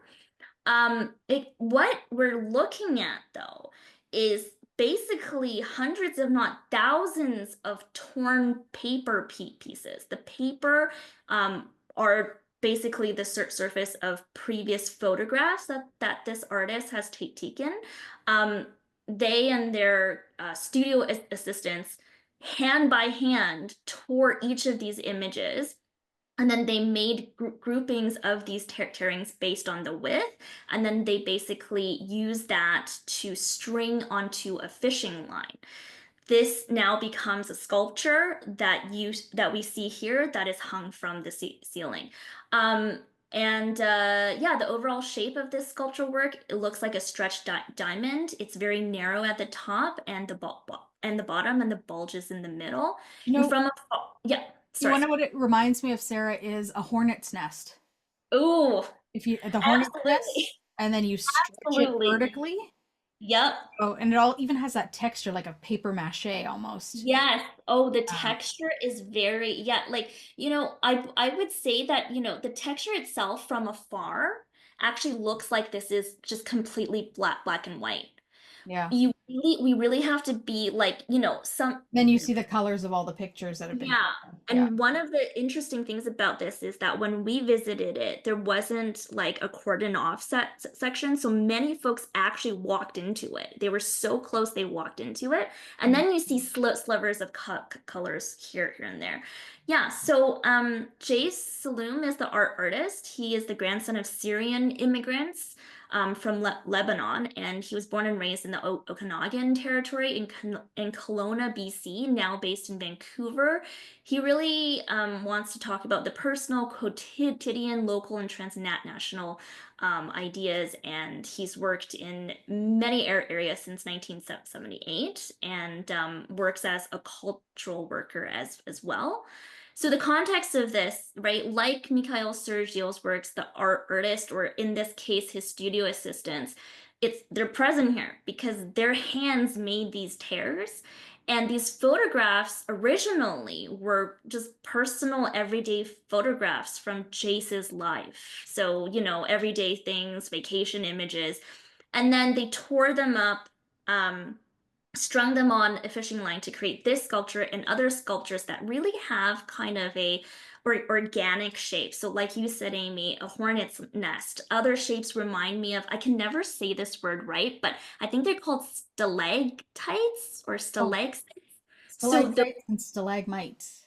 Those are the pointy things that look like big teeth inside caves. Yes, yeah. So even some folks have called this a DNA helix. Yep. So they're very geometric shapes. And yeah, and it really forces us to engage in them because we have to stand very close to get a good appreciation of the colors, of the textures as well. And yeah, it's very sculptural in form, and I would just say it's very important to think about how memory is stacked, right? Sometimes when we try to remember past things, we can only approach them at their peripheries. And I think the periphery here, the edges that we get to see, that is really being celebrated. And another quick question that I have is, are our memories true, right? Are they true? Are they accurate representations of the past? Or are they just basically a collection of all of these kind of discards that, we've experienced? So this one, I just want to give a huge shout out to my dad. He loves this piece. So he absolutely said that this was one of the coolest things he's ever seen. And it's interesting because he had no idea that these were photographs. He said, "Oh, that structure, that sculpture looks so cool." So I really love the way that Jayce played with, shape and size and just the medium itself here. It's really cool. Did he put a red dot beside it? I hope one day, yes, but it's interesting. This work is somewhat just right across from the carpet work that we just saw. And again, like these two works in particular, there isn't really like a railing. So these two works have been like bumped into. I would say many folks actually stepped on the red dots as well. So it was a really nice experience to be able to be that close to a work of art. I think now they might have, cordoned it off, but when we first visited, it was amazing how close, right? How engaging you could be with the work. I find works of sculpture or art very interesting when they're hung like this because it kind of Mhm. reminds me of an oversized beaded curtain in a way. Yeah, I mean, there's only three hanging here, potentially four. I know there's a piece in the background there, but like there are three, for all intents and purposes, three floor to ceiling, almost hung sculptures that, if they're made of paper, yeah, you think would be something that would move easily as you walked through yeah, it, kind of like a beaded curtain would. That would be yeah, rather delicate. yeah, But they kind of have that shape of some of them have that shape of the beaded curtain where it's, like a large teardrop shape and then not really a mhm, shape and then a little teardrop and then not much of a shape and then a ball and then not much of a shape, but it's kind of a random-ish drop mhm, pattern, which is kind of interesting. mhm. And I just love the sentiment behind this idea of layering of memory. And because I think about these things often with my own memories when I think about, loved ones that have passed and things I remember from my childhood. And I go, am I remembering that the same way that it happened? Because memory is fallible. And even if we say to ourselves, I remember that as clear as day, Yeah, did you really? Because there's always something that kind of changes in our memory yeah, as our experiences change in life, as we gain knowledge about things, as we gain knowledge about people that we knew once and learn something new about them 30 years later from other people, right? So our mhm. perspectives change on things, and that's why they say in court, witnesses aren't reliable. Uh, Yeah, exactly. And Amy, you're so right because what you said is interesting. Memories we tend to want to remember, let's say if it was a photograph, what was in the middle of it, right? The subject matter of it. But this one we don't know. We can't know. And it's celebrating these edges, these more kind of ambiguous edges. What you said about the beaded curtain, I just want to echo that Jayce, I believe in another interview, said that these shapes were really wave-like as well. So again, like, you have a blob and then you have a thin part. So it's like the ebbs and flows of those wave-like forms. So yeah, so it's very natural. it's almost intentional, but I imagine Mhm. that it's very I mean, it's almost non-intentional, but I imagine Yeah, it's very intentional. yeah, exactly. Yeah, amazing. So when you talk about memory and remembering things in the past, can I segue and ask Yeah. you, Amy, in 20 or 30 years, how would you remember the city of Vancouver? Because it Mm. changes so much, doesn't it? Like buildings go up, buildings go down.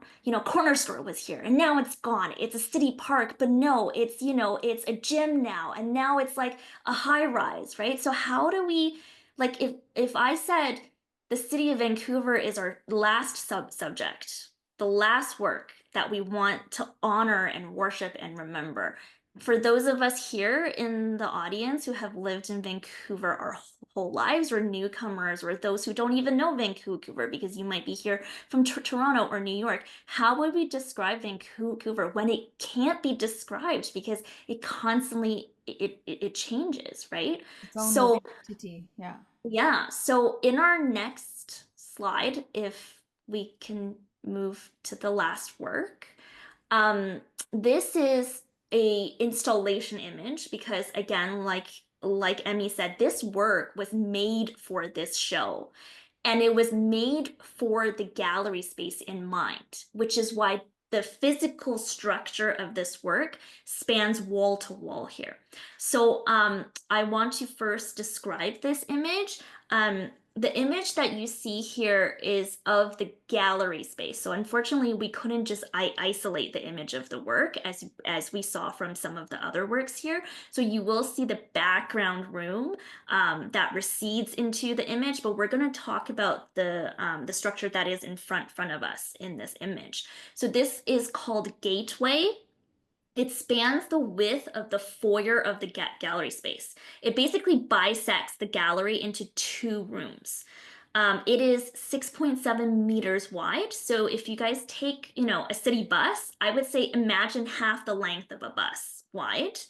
And then it's about 2.43 meters high. So think about, if we were to lift a queen size bed and the length of it is now its height, it's about 10.16 centimeters deep, which Google tells me is the exact length of an average adult hand. So that is an interesting tidbit. But what it is, it's a wooden frame. There are 8, I would say, slats, but I'm guessing, since Emmy used the word two by fours, there are 8 2x4s on either side of this gateway, because the middle of the gateway is literally like a door. It's a portal, yeah, that one would go in and out of. The wooden slats are wrapped, so they're not, so we can't actually see the wood, the two by fours, because each of them, the entire structure is wrapped in photographs printed on fabric. The photographs represent various Vancouver built buildings. So they're not, I would not say that they are like the entirety of the built buildings. They're photographs of zoomed in images of, let's say, a paint splatter on a side of a building, or a graffiti that is on a side of a building. So it's not the whole building, but various textures that we would see of a building in Vancouver. Hung then, surrounding the entire frame and on the frame itself, are hand sewn and hand painted fabrics that resemble angels flying and floating among this scaffolding. And these angels are very, very colorful. We have purples and oranges, whites, and lime greens. And I want to note again that this is a commissioned work of art. So this means that it is site specific. It was made for this site. It was made for this exhibition by the artist. The artist in this exhibition has 3 works in total, but this is the most visually striking, and I would say the pièce de résistance of the entire exhibition, because this is literally the first thing that you see when you enter the space. Is there anything else that I should I think maybe the easiest way to simplify this, Sarah, is if anybody knows about the construction of the inside of a wall, the 2x4s are spaced just like you would the framing inside of a wall. Like you're ready to put up your drywall over these 2x4s. And the only difference is there's kind of an arched doorway in the center. Yes. And like Emmy said, it's like having, what did you call them? Leg warmers wrapped around 2x4s. So the fabric has the printings of these various iconic stuff you would find in the city of Vancouver. Pieces of iconic building stuff or city stuff.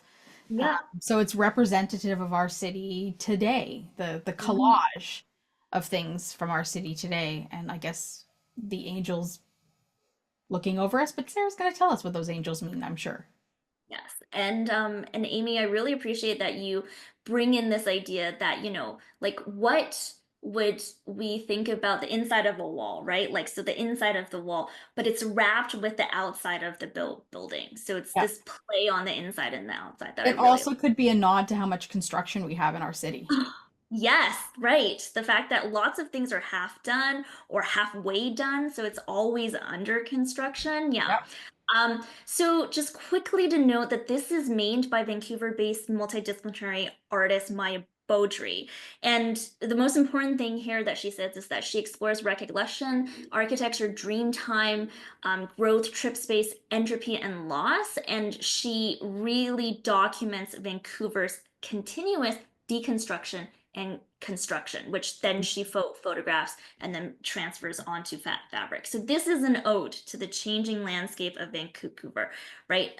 It's construction and reconstruction, but in this work, she deconstructs it all as well. So the 2x4s are wrapped with an enlarged fabric photograph and, of graffiti and paint splatters. And for anyone who has experience, renovating a building or renovating a home or rebuilding a home, one of the things that the building industry here loves to do is when a building is being worked on, they love to fence it off.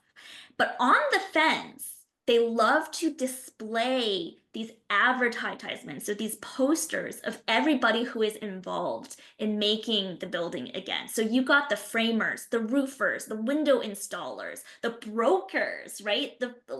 So everyone is there. And what's interesting is they're not here, but the angels are here, and they're affixed to this structure as if they are advertising something. But what is it? Are they guarding this structure? Are they haunting this structure? And I want us to also think about when we fence, a structure off because it's being rebuilt and we have all of these signs and advertisements. It actually, from a capitalist perspective, it shows great developments, right? We got folks who are benefiting from this industry, the roofers, the framers, the plumbers, everyone who receive opportunity from housing development, right? But let us think about this. What is the opportunity cost of these buildings? What gets lost, right? When somebody tells, let's say, a youngster or anyone in the next 40 or 50 years, how do we recognize even some streets to be the same? There was I remember in school we looked at an iconic image of, I think, a photograph by Jeff Wall of a intersection street. I believe it was in a suburb, a suburb street here in the greater Vancouver area.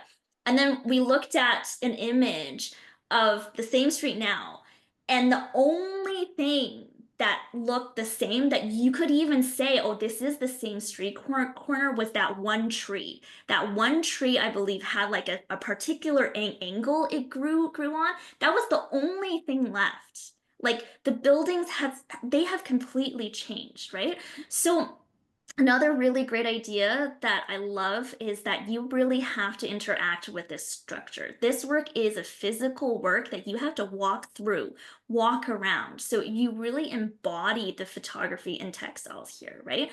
And you physically must, not just to interact with this work, but to see any of the other works in this exhibition, you have to go through here first. So my questions, maybe to conclude, is how do generations recognize the ever-changing city of Vancouver? How much does a thing need to change before it's not the thing anymore, right? Before it's unrecognizable. And I think this work, why I chose it to end, is because it really embodies all of these ideas of recognition, of what we remember, what we can't remember. And I think as such a huge work that spans from one end of, this wall to the other wall, I see this as a monument, right? It's a monument to honor a community of generational residents, of newcomers, and of those who just pass through our city every day. So so if there's anything else that I could expand on, please let me know. I think this one and the beaded one are probably my favorites from what you've explained. And I'm gonna try and get there. I'm gonna try and get there and see what it's like to walk through this space. What I can appreciate from it with my experience here, and how I can add to my experience in person. Thank you. A reminder to folks that this is also your space. So if you have questions of Sarah, we appreciate using the raise the hand function. It's easier to monitor folks and monitor the many voices in the space. But if that's not accessible for you, just say your name so I know that you're trying to get our attention. Did I see a hand, or am I losing my brain here? I thought I saw a hand, but that could just be my bad peepers. Oh, and there it was again. There we go. It's correct. There we go. Very nice, Rick. Thank you, thank you, thank you. Thank you. Hands for Sarah. Okay, so we do have a hand from It's Megan. Ben. Oh, we got Megan first. Ben, I don't know where your hand went, but it's gone. But Yeah, I I got just put it Megan. down. Okay, well, okay, Ben, you go ahead.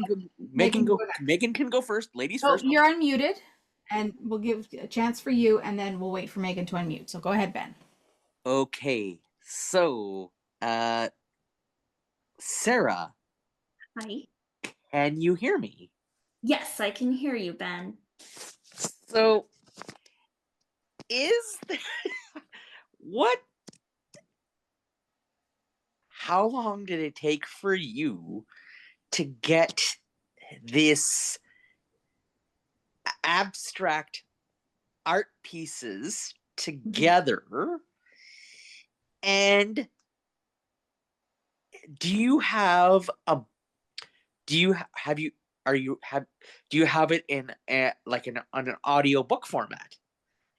Ooh, okay, Ben, two great questions because I actually forgot to say this. So thanks for giving me the opportunity to plug this. So I will just first say, for your first question, how long things came to be here. I'm not actually the curator of this exhibition. The curators are Emmy Lee Wall, who is the executive director and chief curator of the organization, and Chelsea Ewell. So they've worked on this, I think, from what I've heard, for a few years at the very least. It takes a long time because of the fact that there's 9 artists. These works come from different parts of Canada and the world, actually.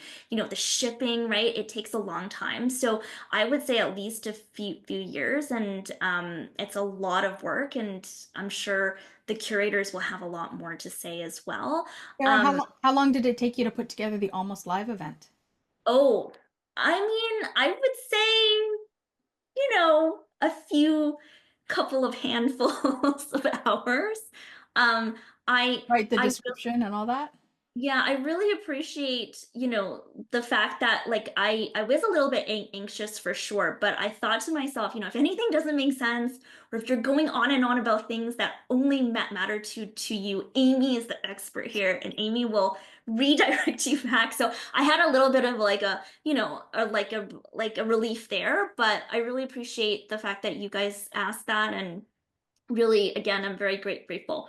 With that said, thank you, Ben, for allowing me to plug the audio tour that is available. The audio tour, I laugh because it is available, but it is available in a QR code format. So just if you were to go into the gallery space, we've made these QR codes as like stickers that would stick to the wall for, at the wall of each of these artist works, so you can listen to that particular tour. Or if you want, there's a complete tour that takes about, I would say, like 38 minutes from start to finish. But again, QR codes are not accessible for everyone, especially those without phones, and those who might just want like a link.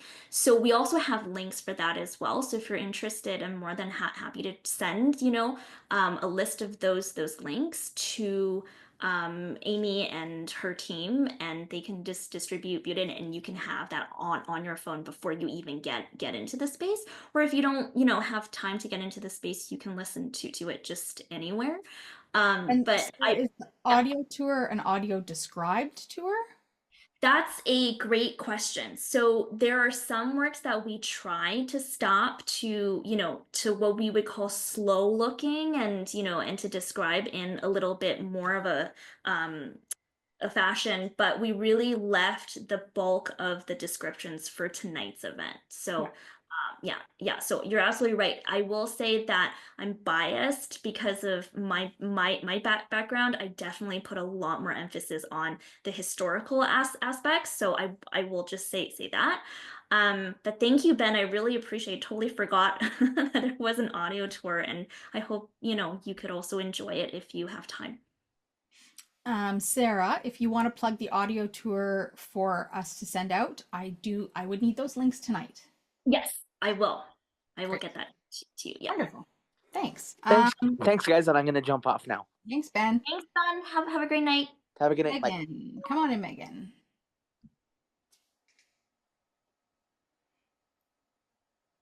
We'll wait for Megan to unmute. That was really, really good. Anyway, when you said that the Sikh protest with the warehouse and the field and the truck, was that in Vancouver? If so, where was it in Vancouver in the 1970s? That's a really great question. I can do a little bit more research for you, but based on the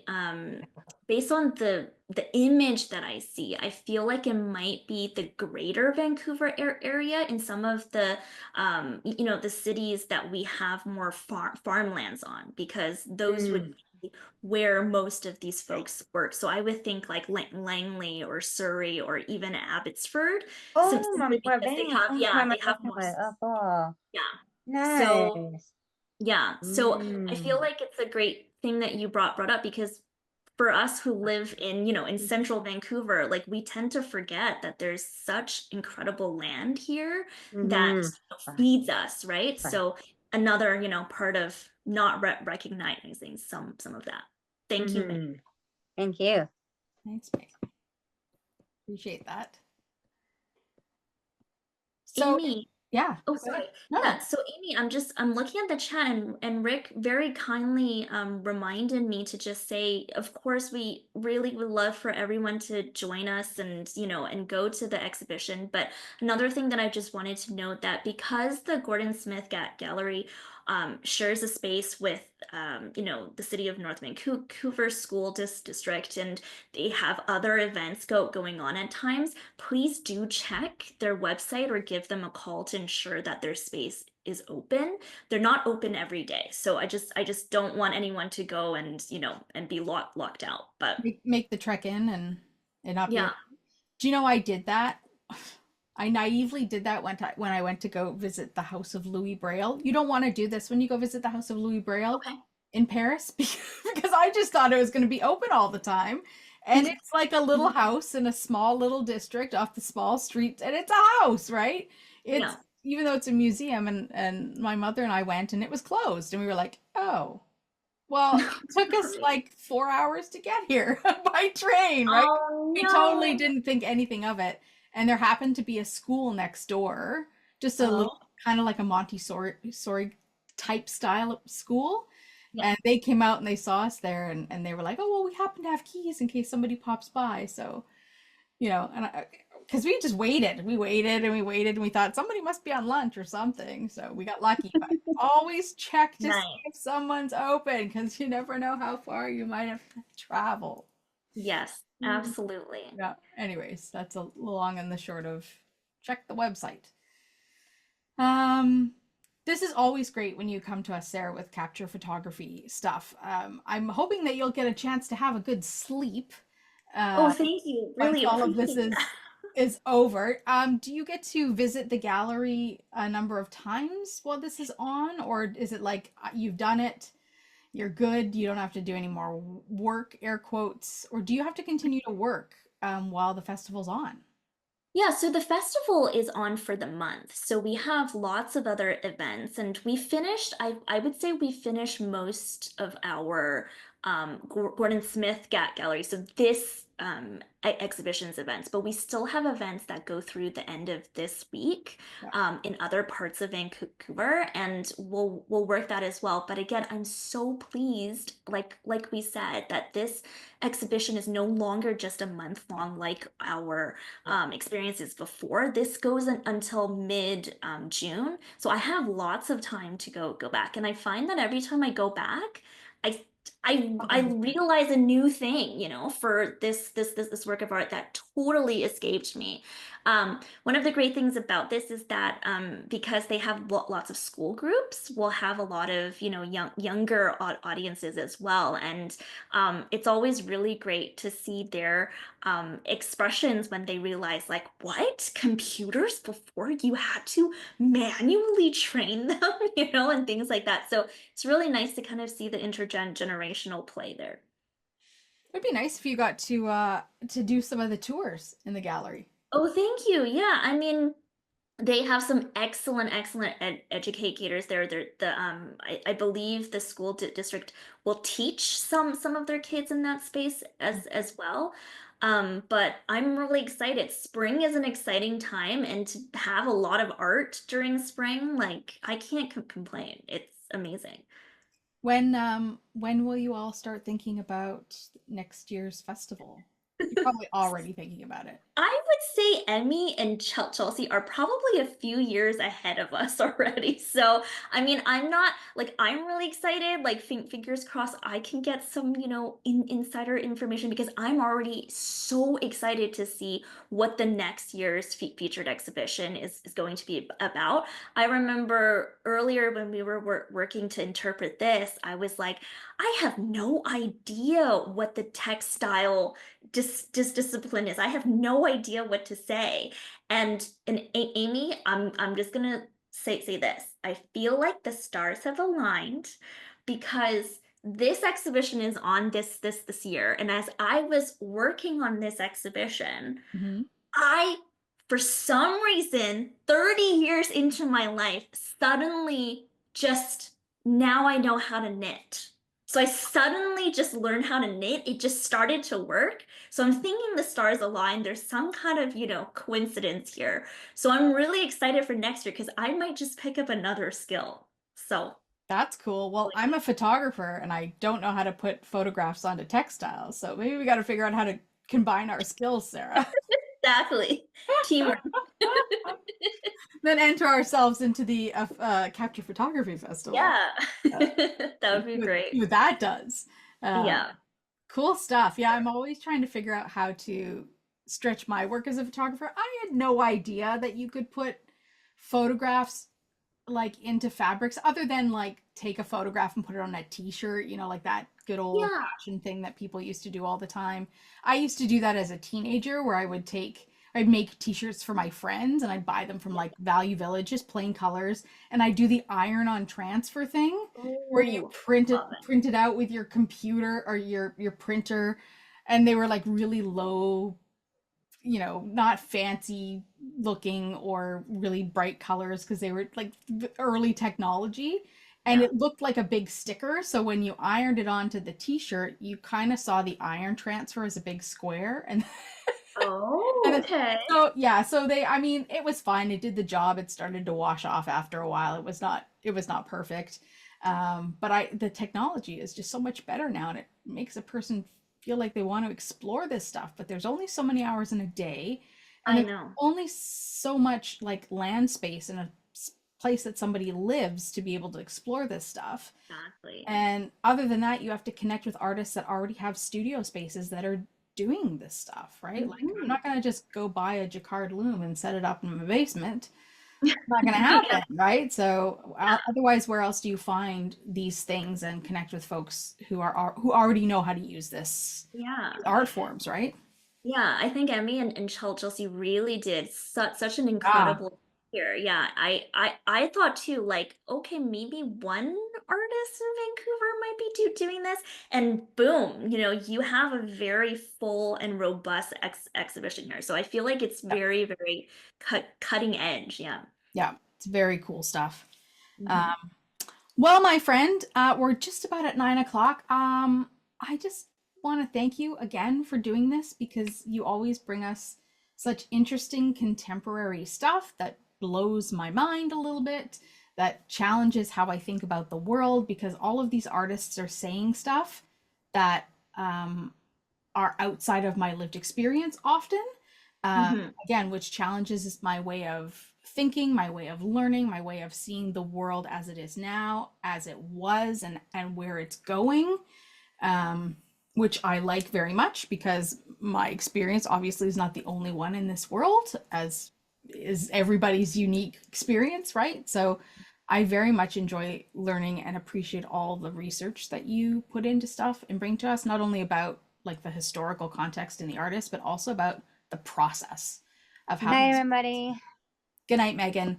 Megan. So I just wanted to wish you a great night, and hopefully we see you again next year in the Almost Live space. Thank you so much, Amy, and everyone here in the VocalEye team. I'll be sure to send you guys some links, and thanks again for having us here. Really appreciate it. Please enjoy your night too. Thanks, Sarah. Best of luck with the rest of the festival. Thank you. Bye. Bye. VocalEye, vocaleye.ca. Special thanks to our funders, the Canada Council for the Arts, the British Columbia Arts Council, the Province of British Columbia, and the City of Vancouver.